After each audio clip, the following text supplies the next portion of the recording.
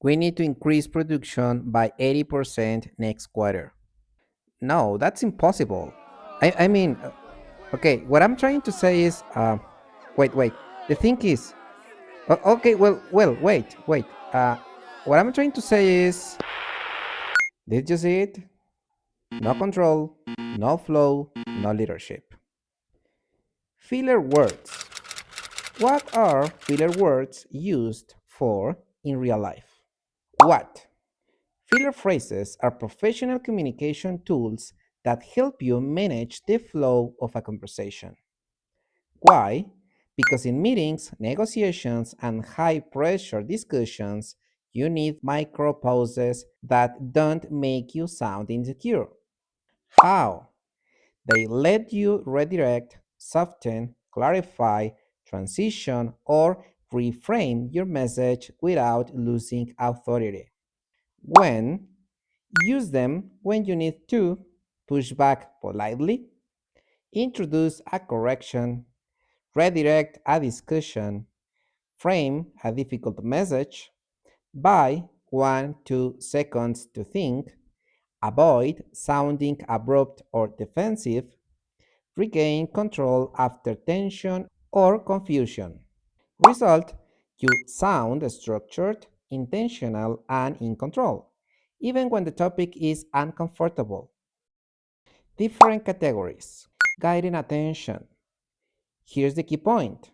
What matters most here is you decide what the listener focuses on. Smooth transitions.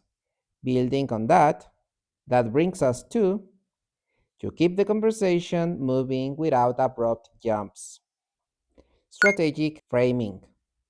From a practical standpoint, in a broader sense, you define the angle before delivering your message, clarifying without breaking flow.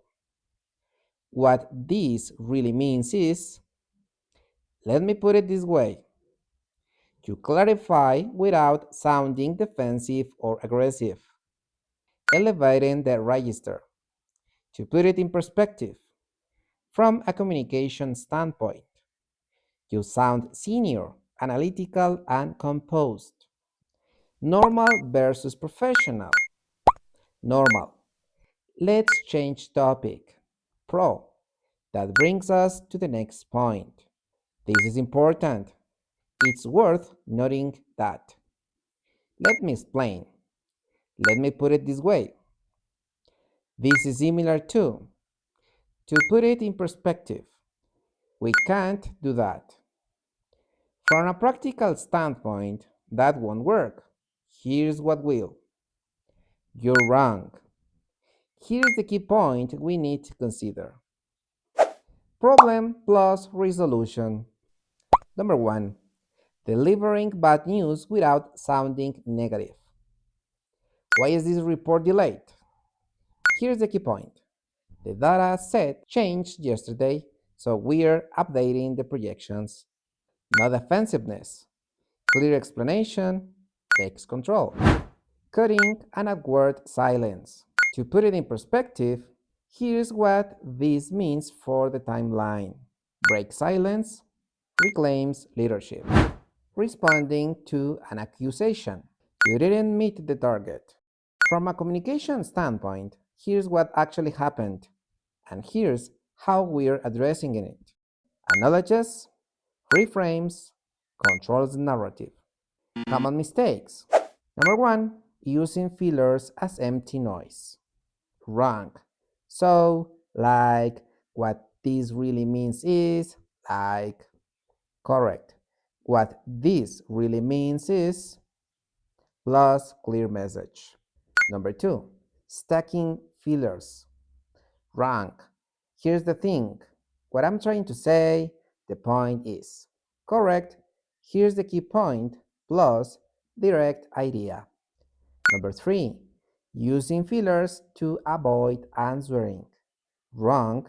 Well, if you think about it, no content. Correct.